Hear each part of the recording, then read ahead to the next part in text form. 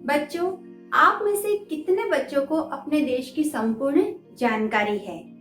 चलो, मैं आपको आज अपने देश भारत के एक हिस्से अंडमान निकोबार जो कि बंगाल की खाड़ी में स्थित है की जानकारी देती हूँ। क्या आपको पता है जो आइलैंड पर आज भी कई ऐसी जगह हैं जहाँ इंसान नहीं पहुँच सका है। इसके कुल 572 आइलैंड्स हैं, लेकिन सिर्फ 36 ही आइलैंड ऐसे हैं जहाँ पर इंसान जा चुका है और जो कि बसने लायक हैं। दूसरा सुनिए, बहुत अच्छा है। यहाँ पर सबसे ज्यादा समुद्री कछुए पाए जाते हैं। धरती का सबसे बड़ा और छोटा कछुआ यहीं पर अपना ठिकाना बनाता है। 20 रुपए का जो नोट आपने देखा है ना, उसके ऊपर जो जंगल वाला हिस्सा है, याद है ना? हाँ, तो वो भी अंडमान द्वीप है। अंडमान में कोकोनट क्रैब्स बहुत ज्यादा पाए जाते हैं। ये जमीन पर पाए जाने वाले सबसे विशाल क्रैब होते हैं। इनकी लंबाई 1 मीटर तक हो सकती है। इनका पसंदीदा आहार कोकोनट होता है। यह अपने मुंह से कोकोनट के मतलब नारियल के मजबूत खोल को भी तोड़ देते हैं। तुम्हें पता है बच्चों कि भारत में एक ही सक्रिय ज्वालामुखी है और ये अंडमान में स्थित है। जब अंग्रेजों का शासन हुआ करता था तो अंडमान का नाम पता है क्या होता था? काला पानी, और यह काले पानी की सजा के लिए चर्चित नाम था। तो आज की हमारी जो कहानी है वो इस द्वीप से संबंधित है। तो नमस्कार छात्रों, कैसे हो आप लोग? आज हम आपके 10वीं के कोर्स भी हिंदी में दी हुई पुस्तक स्पर्श भाग 2 के गद्य भाग के पाठ 12 जिसका शीर्षक है ततारा वामीरो कथा और इसके लेखक हैं लीलाधर मंडलोई जी। अच्छी तरह से समझने के लिए हमने इस कहानी को 4 भागों में विभाजित किया है। पहला भाग कहानी के सारांश और भाव पर केंद्रित है। दूसरा भाग कहानी को विस्तार से बताता है। तीसरा भाग इस कहानी का निष्कर्ष है। चौथा और अंतिम भाग आपको लेखक के बारे में बताता है। तो बच्चों, आपको पता है जो सभ्यता जितनी अधिक पुरानी अथवा प्राचीन होती है उतने ही अधिक किस्से कहानियां उससे जुड़ी हुई होती हैं जो हमें सुनने को मिलती हैं। जो किस्से कहानियां हमें सुनने को मिलती हैं जरूरी नहीं कि वो उसी रूप में घटित हुई हो जिस तरह से वो हमें सुनाई जा रही हैं। इतना जरूर होता है कि इन किस्से और कहानियों में से कोई न कोई सीख जरूर छुपी हुई होती है। अंडमान निकोबार द्वीप समूह में भी बहुत तरह की किस्से कहानियां मशहूर हैं। इनमें से कुछ को लीलाधर मंडलोई जी ने यहाँ पर लिखा है। प्रस्तुत पाठ ततारा वामीरो कथा अंडमान निकोबार द्वीप समूह के एक छोटे से द्वीप पर केंद्रित है। उस द्वीप पर एक दूसरे से शत्रुता का भाव इतना अपनी है वह अंतिम सीमा पर पहुंच गया था, इतना अधिक बढ़ गया था। इस शत्रुता की भावना को जड़ से उखाड़ने के लिए एक युगल को, एक जोड़े को आत्म बलिदान देना पड़ा था। उसी जोड़ी के बलिदान का वर्णन लेखक ने प्रस्तुत पाठ में लिखा है। प्यार सबको एक साथ लाता है और नफरत सबके बीच दूरियां लाती है। ये बात भला कौन नहीं जानता है। इसलिए जो कोई भी समाज के लिए अपने प्यार का, अपने जीवन का बलिदान करता है, समाज न केवल उसे याद रखता है बल्कि उसके द्वारा किए गए बलिदान और त्याग को बेकार भी नहीं जाने देता है। यही वह कारण है जिसकी वजह से तत्कालीन समाज के सामने मिसाल कायम करने वाले इस जोड़े को आज भी इस द्वीप के लोग, निवासी जो है वह गर्व और श्रद्धा से याद करते हैं। बच्चों, अब हम कहानी के दूसरे भाग जो कि आपको कहानी को विस्तार से बताता है पर चर्चा करेंगे। बहुत समय पहले जब लिटिल अंडमान और कार निकोबार एक साथ जुड़े हुए थे तब वहाँ एक बहुत ही सुंदर गांव हुआ करता था। उसी गांव के पास में ही एक सुंदर और शक्तिशाली युवक रहा करता था जिसका नाम था ततारा, और वह सभी व्यक्ति, वहाँ के सभी निवासी उसे बहुत ही प्यार करते थे। इसका एक कारण था कि ततारा एक भला और सबकी मदद करने वाला व्यक्ति था। जब भी कोई मुसीबत में होता तो हर कोई उसे याद करता था और वह भी भागा भागा वहाँ उनकी मदद के लिए पहुँच जाता था। ततारा हमेशा अपनी पारंपरिक पोशाक ही पहनता था और हमेशा अपनी कमर में एक लकड़ी की तलवार को बांधे रहता था। लोगों का मानना था कि उस तलवार में लकड़ी की होने के बावजूद भी अनोखी देवीय शक्तियां हैं। ततारा कभी भी अपनी तलवार को अपने से अलग नहीं करता था। वह दूसरों के सामने तलवार का प्रयोग भी नहीं करता था। ततारा की तलवार जिज्ञासा पैदा करने वाला एक ऐसा राज था जिसको कोई नहीं जानता था। एक शाम को ततारा दिन भर की कठोर मेहनत करने के बाद समुद्र के किनारे घूमने के लिए चल पड़ा। समुद्र से ठंडी ठंडी हवाएं आ रही थी। शाम के समय पक्षियों की जो चहचहाहटें होती हैं वो भी धीरे धीरे शांत हो रही थी। अपने ही विचारों में खोया हुआ ततारा समुद्री बालू के ऊपर बैठकर सूरज की आखिरी किरण को समुद्र के पानी पर देख रहा था, जो कि बहुत ही रंग बिरंगी लग रही थी। तभी कहीं से उसे एक मधुर संगीत सुनाई दिया जो उसी के आसपास कोई गा रहा था। ततारा बेचैन मन से उस मधुर संगीत की ओर बढ़ता चला गया। आखिरकार ततारा की नजर एक युवती पर पड़ी। उस युवती को यह पता नहीं था कि कोई युवक उसे बिना कुछ बोले बस देखता जा रहा है। उसी समय अचानक एक ऊंची लहर उठी और उसको भिगोकर चली गई। इस तरह अचानक भीगने से वह युवती हड़बड़ा गई और अपना गाना भूल गई। ततारा ने बहुत ही विनम्र तरीके से उस युवती से पूछा, तुमने अचानक इतना सुंदर और सुरीला गाना अधूरा क्यों छोड़ा?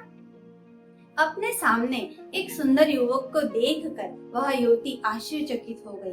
उसे नकली नाराजगी दिखाते हुए उत्तर दिया। तो उसने कहा, पहले ये बताओ तुम कौन हो और मुझे इस तरह से क्यों देख रहे हो, और इस तरह के अनुचित या बेकार के प्रश्न पूछने का क्या कारण है? ततारा बार बार अपना प्रश्न दोहरा रहा था। ततारा के बार बार एक ही प्रश्न को दोहराने के कारण युवती चिढ़ सी गई। युवती ने कहा, आखिर मैं गीत क्यों गाऊं, अर्थात मैं तुम्हारी बात क्यों मानूं? क्या उसे गांव का नियम नहीं मालूम था कि एक गांव का व्यक्ति है वह दूसरे से बात नहीं कर सकता? इतना कहकर वह युवती जाने के लिए तेजी से मुड़ी। उसके मुड़ते ही मानो ततारा को कुछ होश आया। अब उसे अपनी गलती का एहसास हो रहा था। ततारा उस युवती के सामने चला गया और उसका रास्ता रोककर लाचारी के साथ प्रार्थना करने लगा कि तुम बस अपना नाम बता दो तो मैं तुम्हें जाने दूंगा। ततारा द्वारा नाम पूछे जाने पर युवती ने जवाब दिया, वामिरो। यह नाम सुनना ततारा को ऐसा लगा जैसे उसके कानों में किसी ने रस घोल दिया हो, अर्थात उसे बहुत ही आनंद की अनुभूति हुई उसका नाम सुनकर। ततारा ने वामिरो से कहा कि कल वह उसी चट्टान पर उसकी प्रतीक्षा करेगा। वह वामिरो को जरूर आने के लिए कहता है। वामिरो ने ततारा के बारे में बहुत सी कहानियां सुनी थी। उसकी सोच में ततारा एक बहुत ही शक्तिशाली युवक था, परंतु वही ततारा जब उसके सामने आया तो बिल्कुल ही अलग रूप में दिखाई दिया। वह सुंदर शक्तिशाली तो था ही, साथ ही साथ बहुत शांत, समझदार और सीधा साधा था। वह बिल्कुल वैसा ही था जैसा वामिरो अपने जीवन साथी के बारे में सोचती थी, परंतु दूसरे गांव के युवकों के साथ उसका संबंध रीति रिवाजों के विरुद्ध था। इसलिए वामिरो ने ततारा को भूल जाना ही समझदारी समझा। परंतु यह इतना आसान नहीं था, क्योंकि ततारा बार बार उसकी आंखों के सामने आ रहा था, जिससे वह बिना पलकों को झपकाए उसकी प्रतीक्षा कर रहा हो। ततारा दिन ढलने से पहले, बहुत ही पहले लपाती गांव की उस समुद्री चट्टान के ऊपर पहुंच गया, जहां उसने वामिरो को आने के लिए कहा था। वामिरो के इंतजार में उसे हर एक पल बहुत ही लंबा लग रहा था। उसके अंदर एक शक भी पैदा हो रहा था, अगर वामिरो नहीं आई तो?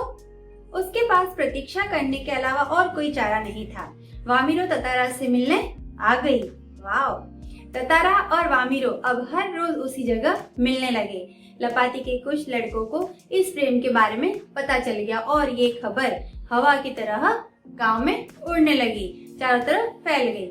वामिरो लपाती गांव की रहने वाली थी और ततारा पांसा गांव का। दोनों का संबंध किसी तरह संभव नहीं था, क्योंकि रीति रिवाजों के अनुसार दोनों के संबंधों के लिए एक ही गांव का होना जरूरी था, ऐसा वहाँ का रिवाज। कुछ समय के बाद पांसा गांव में पशु पर्व का आयोजन किया गया। पशु पर्व में हट्टे कट्टे पशुओं के दिखावे के अलावा पशुओं से युवकों की शक्ति परखने की प्रतियोगिताएं भी होती थी। ततारा का मन इनमें से किसी भी कार्यक्रम में नहीं लग रहा था, क्योंकि उसकी परेशान आंखें तो सिर्फ और सिर्फ वामिरो को ढूंढने में व्यस्त थी। जब ततारा ने वामिरो को देखा तो उसकी आंखें नमी से भरी हुई थी और उसके होंठ डर के मारे कांप रहे थे। ततारा को देखते ही वामिरो फूट फूट कर रोने लगी। ततारा इस तरह वामिरो को रोता देखकर भावुक हो गया।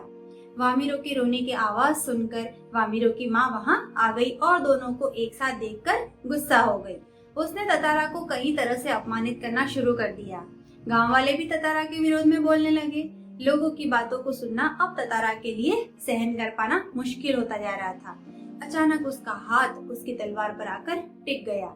गुस्से से उसने अपनी तलवार निकाली। उसने अपने गुस्से को शांत करने के लिए अपनी पूरी ताकत से तलवार को धरती में गाड़ दिया और अपनी पूरी ताकत से उसे खींचने लगा। जो लकीर ततारा ने खींची थी, उस लकीर की सीध में धरती फटती जा रही थी। ततारा द्वीप के एक ओर था, वामिरो द्वीप के दूसरी ओर। उस लकीर की सीध में धरती फटती जा रही थी और ततारा द्वीप के एक ओर था और वामिरो दूसरी ओर। ततारा को जैसे ही होश आया, उसने देखा कि द्वीप के जिस ओर वह खड़ा है वो टुकड़ा समुद्र में धंसने लगा है। अब वह तड़पने लगा। वह छलांग लगाकर दूसरी ओर जाना चाहता था, परंतु उसकी पकड़ ढीली पड़ गई और वह नीचे की ओर फिसलने लगा।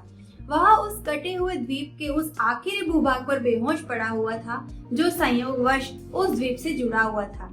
बहता हुआ ततारा कहाँ गया, उसके बाद उसका क्या हुआ, ये कोई नहीं जान सका।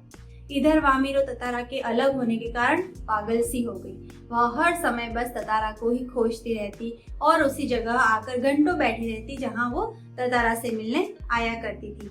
उसने खाना पीना छोड़ दिया था, परिवार से भी वह अलग हो गई थी। लोगों ने उसे ढूंढने की बहुत कोशिश की, परंतु अब वामिरो का भी कोई सुराग नहीं मिला कि वह कहाँ चली गई। आज न तो ततारा है और न ही वामिरो, परंतु फिर भी आज उनकी प्रेम कथा हर घर घर में सुनाई जाती है। निकोबार के निवासियों का मानना है कि ततारा की तलवार से कार निकोबार के जो 2 टुकड़े हुए, उसमें से दूसरा टुकड़ा आज लिटिल अंडमान के नाम से प्रसिद्ध है, जो कार निकोबार से 96 किलोमीटर दूर स्थित है। निकोबार निवासियों ने इस घटना के बाद अपनी परंपरा को बदल दिया और दूसरे गांव में भी विवाह संबंध बनने लगे। ततारा वामिरो की जो एक दूसरे के लिए त्यागमयी मृत्यु थी, वह शायद किसी सुखद बदलाव के लिए थी। अब हम कहानी के तीसरे भाग, जो कि कहानी का निष्कर्ष है, पर चर्चा करते हैं।